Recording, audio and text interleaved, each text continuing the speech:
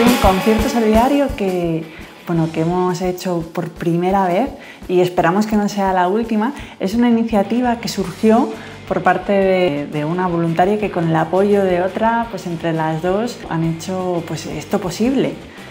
Una iniciativa que a través de la música ha pretendido pues, ayudar a los peques con diversidad funcional que más lo necesitan, que están en situación de vulnerabilidad económica y que tienen difícil el acceso a un programa de terapia asistida con animales.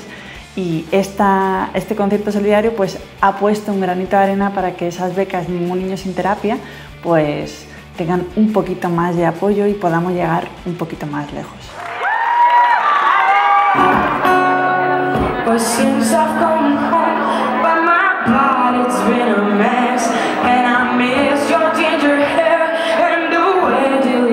En la primera edición del Sonrire Fest hemos contado con artistas como Elena Farga y Wake Up.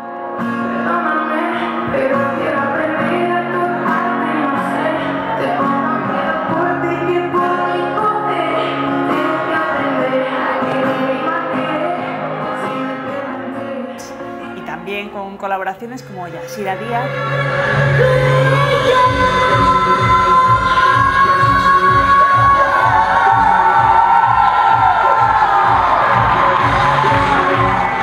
Y Silvia Rosselló.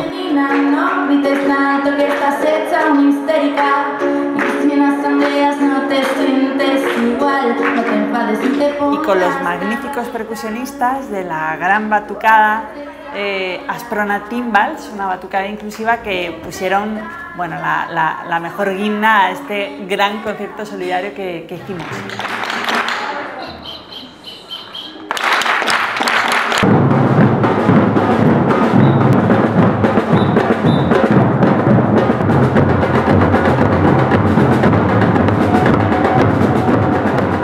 Cuando nos plantamos el día del concierto no nos lo creíamos, era como que estábamos viviendo en ese sueño que habíamos preparado y que teníamos en nuestra cabeza, pero no éramos conscientes de que estábamos viviéndolo en la realidad y fue pues increíble.